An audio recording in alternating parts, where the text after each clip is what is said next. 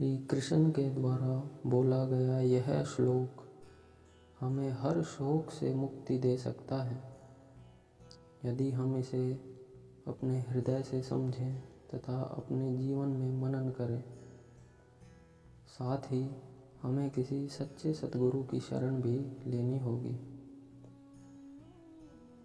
श्री कृष्ण कहते हैं, सारे जीव प्रारंभ में अव्यक्त रहते हैं, मध्य अवस्था में व्यक्त होते हैं और विनष्ट होने पर पुनः अव्यक्त हो जाते हैं। अतः शोक करने की क्या आवश्यकता है। अव्यक्तादीनि भूतानि व्यक्त मध्यानि भारत, अव्यक्त निधनान्येव तत्र का परिदेवना। अर्थात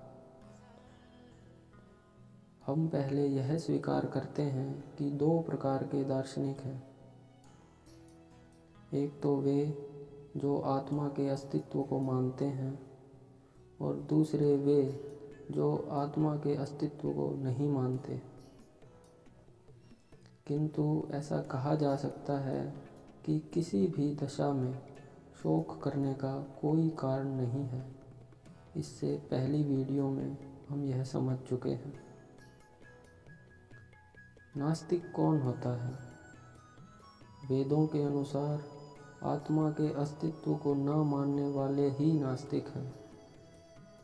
लोकायतिक तथा वैभाषिक दार्शनिक वेदों के अनुसार नास्तिक हैं। अभी हम तर्क कर रहे हैं। अभी यदि हम वैभाषिक दर्शन को मान लेते हैं तथा आत्मा के पृथक अस्तित्व को नकार देते हैं, तो भी कृष्ण कहते हैं कि अर्जुन, तुम्हें शोक करने की तब भी कोई आवश्यकता नहीं है। आत्मा के पृथक अस्तित्व से अलग सारे भौतिक तत्व सृष्टि के पूर्व अदृश्य रहते हैं। अर्थात जब तक उनमें आत्मा नहीं आ जाती है या जब तक वो जीवित नहीं हो उठते हैं, उससे पहले वह अदृश्य रहते हैं। जिस प्रकार आकाश से वायु उत्पन्न होती है, वायु से अग्नि उत्पन्न होती है, अग्नि से जल और जल से पृथ्वी उत्पन्न होती है तथा फिर पृथ्वी से अनेक प्रकार के पदार्थ प्रकट होते रहते हैं। जिस प्रकार एक विशाल गगनचुंबी महल पृथ्वी से ही तो प्रकट हुआ है। जब उसे ध्वस्त कर दिया जाता है तो वह समाप्त हो जाता है और अदृश्य हो जाता है, किंतु परमाणु रूप में बना रहता है।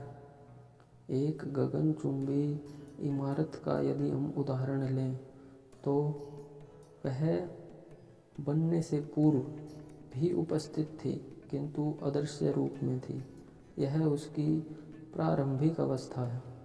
मध्यावस्था में वह गगनचुंबी इमारत पूरी बन के तैयार हो गई तथा वह दृश्य अवस्था में आ गई तो वह हमें दिखाई देने लगी।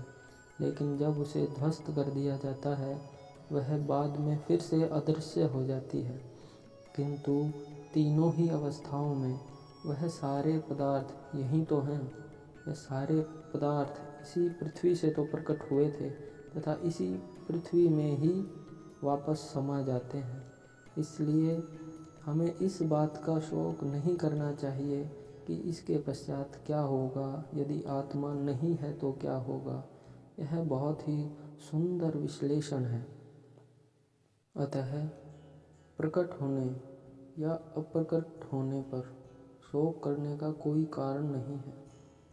यहाँ तक कि अप्रकट अवस्था में भी वस्तुएं समाप्त नहीं होती। प्रारंभिक तथा अंतिम दोनों अवस्थाओं में ही सारे तत्व अप्रकट रहते हैं, केवल मध्य में वे प्रकट होते हैं।